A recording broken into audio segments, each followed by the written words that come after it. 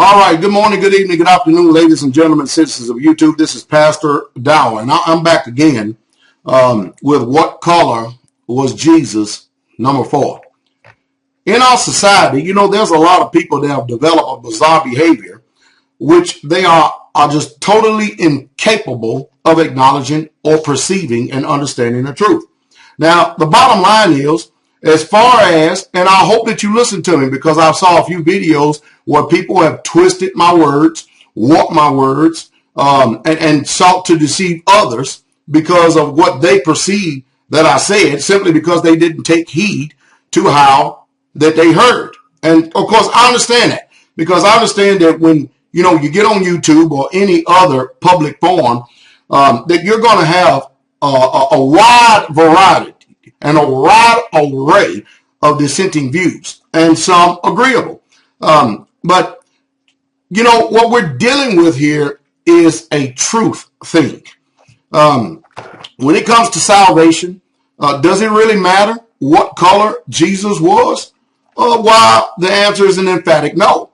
But if we're going to deal with truth, and remember what I said, race relations, every single one of them, all depend upon how we handle the truth. The one thing I did do is I was able to stimulate the conscious and the mind. And most of you out there who was behind the scenes, all of a sudden you come out to the forefront because I hit something that is personal to you in your heart. Again, I say it again. We are dealing with a truth thing here. What matters is honoring the truth. That is what matters. Now, since most of you people out there already have agreed, and all of you agree pretty much, that he was not a white man. The historical man that we call Jesus the Christ was not a white man. Of course, now many people vary in opinion of when I say what color he was. The bottom line is, if he was black, we all understand that black means that there is a wide spectrum and range. Here in America, I am called a black man. Just like there's a wide spectrum and range of those who are Caucasian or are white. But then again, I understand that we're dealing with people that are incapable to perceive and recognize the truth. We have been so inundated with lies all of our life that it's even hard for us to recognize the truth. Of course, then I have a lot of people on here who just didn't hear a word I said. The Bible said he had hair like wool, referring to the texture of his hair. So when I say that he didn't have horse mane hair, he didn't have hair that looked like a horse. Do white people have hair that looks like a horse? Yes or no? The Bible descriptively used an animal to describe the texture hair of the Messiah. His hair was white like wool. And black people, the Negroid race, has hair like wool. That's not hard to understand.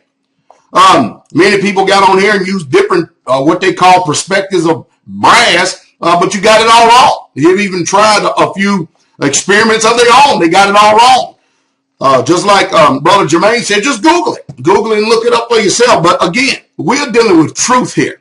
I'll give you another example. Here in America, they call themselves a Christian nation. Yet the Bible, this Bible right here is not a Christian book.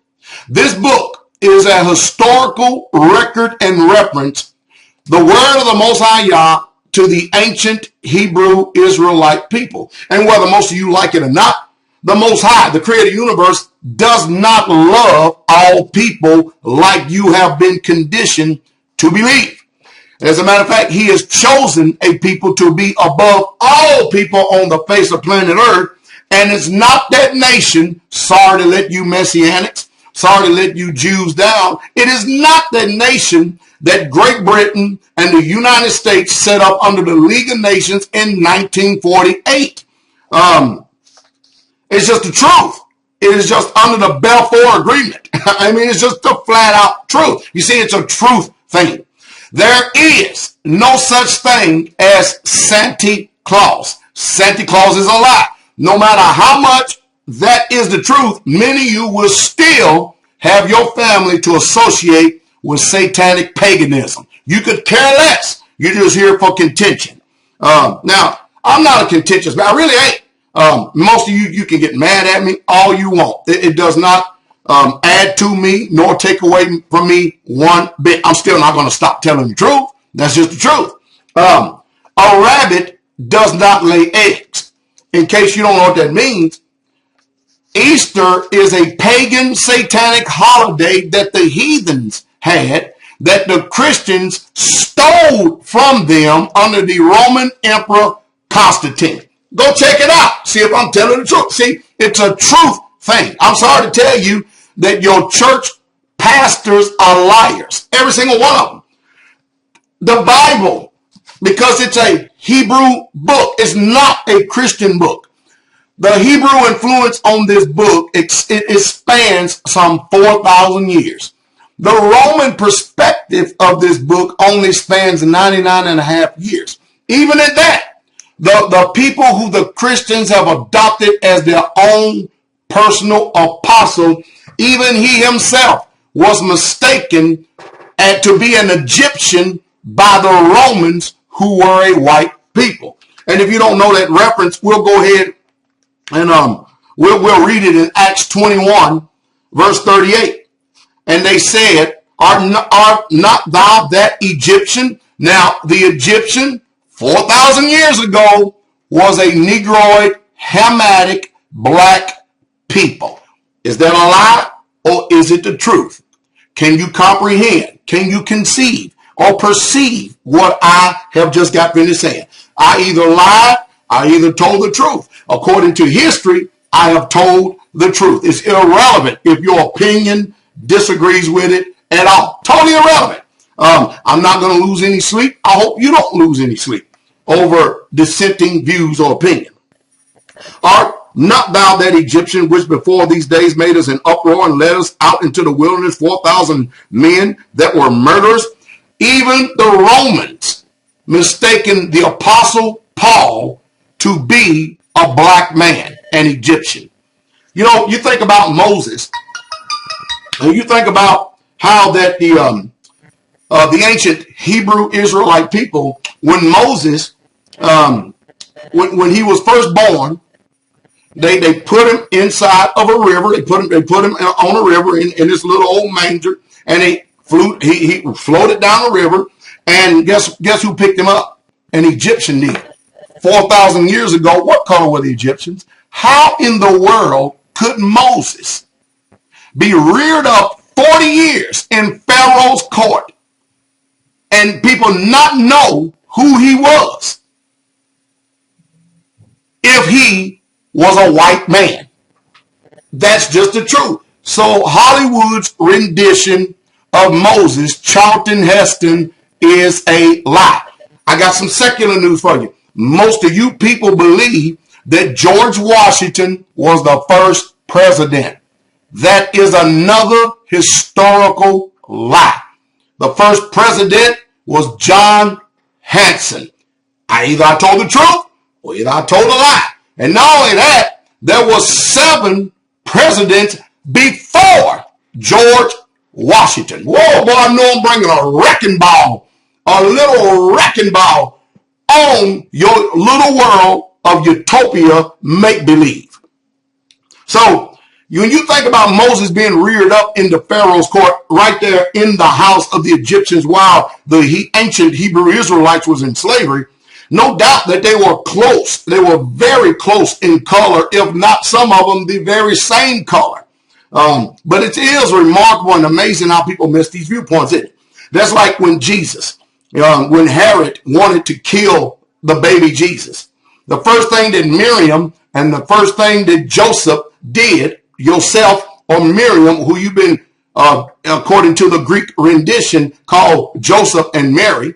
And of course, you know the reason why they changed their names, right? They changed their names so that you people could pronounce them better, so that you people could understand them better, so that you could perceive that they were white folks. But Jesus, Joseph, and Mary were not white people. They were black.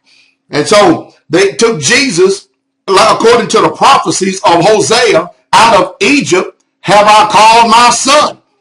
And you'll read that in Hosea, the 11th chapter. But when you go to the Gospels, you'll see that while they were fleeing from the wrath of Herod, they took baby Jesus and they went and hid into Egypt. 2,000 years ago, guess what color the Egyptians still were? They were black. It wasn't until after the conquest of Alexandria the Greek and all of his forces and stuff, when they came in with Ptolemy and all these people, they began to spread the seed and to make a colonial conquest of the land. You know, it's remarkable and amazing. So then we deal with the day of rest, not worship. You ought to worship the Father every day. We deal with the day of rest. The day of rest, according to this Bible right here, you cannot find one place in this King James version of the Bible where the holy seventh-day Sabbath has ever been repealed. I challenge you, all your Christian pastors, teachers, and leaders to prove it otherwise. Never has it ever been repealed. Never. You will never find the word Sunday in this book. So what do? You've got a bunch of people who call themselves scholars, who have learned how to twist, warp, distort, body slam the whole entire truth. And as a result, you've got something presented to you today that doesn't resemble anything of what this book says. And that's why I call you religious. And that's why Pastor Dowell warns each and every last one of you, if you are Yah's people, you need to come out. Now, you know if you have a spirit of truth or not, because you can hear me. You can hear me very clear, because I have the spirit of truth. And Jesus said, if they hear you, then they hear me. If they reject you, then they reject me. That's what he said, clearly. That's what he said. So I have no compunction, because I am not the Holy Spirit. I am not the one that gives you the ears to hear, nor the eyes to see. It is irrelevant. It's none of my business. My job is to proclaim the truth, get the truth out to you people, and what you do with it, that's up to you. I am glad to say that I have black brothers and sisters who are Hebrews and are Israelites. I am glad to say I have white brothers and sisters who are Hebrews and Israelites, Japanese brothers and sisters, Mexican brothers and sisters, Puerto Ricans brothers and sisters. They are Hebrews and they are Israelites. Do you think I care if you disagree with that? No. You can put any name you want to me. You could call me a radical. You could call me a racist. You could call me extreme. You could call me anything you want. You live in America and you have freedom of speech. That doesn't mean what you believe is correct, nor does it mean that it's the truth. But when I come out here brutally honest, stating these facts in front of you, what are you going to do with it, especially if you have not been used to doing your own independent research? What are you going to do when you yourself have not ever lived anything in life by facts, but you state everything on opinion? You see, I personally believe that this bizarre behavior is collectively and socially embedded, deeply embedded in the subconscious mind of man. And the only one that can do something about it is the Spirit of truth himself. Now, let me recap. Does it make any difference what color Yeshua HaMashiach, Jesus the Christ, was concerning salvation? Why, the answer is an emphatic no.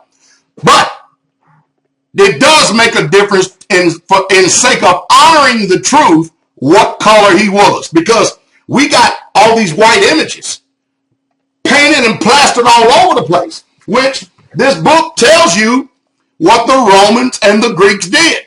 You know the reason why that this book right here is removed out of your King James Version of the Bible, but yet it is in the original 1611 King James Version of the Bible? Did y'all hear what I said? I said these books are the Apocrypha. Is written in the original 1611 King James Version of the Bible. Who, after 1611, got so-called inspired by what spirit, and all of a sudden said that we no longer need that record? Do you know what the prophecies of this book says? Whoever removes any prophecy of this book, the Most High Yah will also remove his name out of the Lamb's book of life. Not only that, they got a bad damnation in front of them. But this book right here When you go from the Old Testament to the New Testament, you go from Genesis to Malachi. Are you following me? The last historical reference that you understand is the history of the Persians. You get to the prophecies of Daniel, he tells you about the Greeks, which means most of you don't know about. And then you skip straight on over into Rome at the time of Christ's birth. But what you did miss out on is a very important part of history, which this is the glue that connects the dots. You don't have the history of the Greeks, because it was the Greeks that actually conquered the Persians, and then it was the Romans that actually assimilated, conquered the Greeks, and that's why it's called the Greco-Roman Hellenist time frame. And because, meaning you don't care about stuff like that, because you have loved lies and lived lies so long, you yourself have even become a lie. And hey, if you want to be a liar, that's up to you, but you have eaten of the fruit of lies. Now, hey, they come up with all kinds of things in this world scientifically to throw your mind off of truth. Caucasoid, Mongoloid, Negroid, they come up with all kinds of things. But in the Table of Nations, in Genesis, the 10th chapter, Bereshit, the 10th chapter, you know that it defines Noah's son as Shem, Ham, and Japheth. Did y'all know that? Ham is the progenitor of what we have been calling today, been conditioned to call the African people. Shem is the people who are the descendants of the ancient Hebrew Israelites. Japheth is the descendants of the Caucasians, out of which, when you read in Genesis, you will see the word Ashkenazi, which has to do with those Jews, so-called Jews, that are in that land that they call Israel. Now, hey, don't sit there and argue and fuss and fight. Go check out and verify, see what I'm saying or so. Now, I know I just turned over a lot of you people apple carts, but you know what? Only a few people will hear this truth. They will consider what's being said. They will exercise some self-autonomy. They will start for the first time in their life doing some independent research and thinking for their own selves. They will go back and question their lying institution called churches and pastors and preachers and teachers. And they will find out the truth for themselves. And then they will come back and they will say, thank you, Pastor Dowell, for being so honest and so truthful and having enough honor and integrity in your heart. See, I'm a man. And as a man, if somebody pushes against me, I have a heart and the mind to push back even harder and greater than what they push back against me. Now, hey, I understand, according to Galatians 4:16, that I will become your enemy because I tell you the truth, because Pastor Dowell is going to tear down all your wicked traditions and lies. Jeremiah 16 verse 19 says, surely your fathers, our fathers, have inherited lies, vain things that is no profit. And that's all that we have inherited here in America. It's amazing. You know what?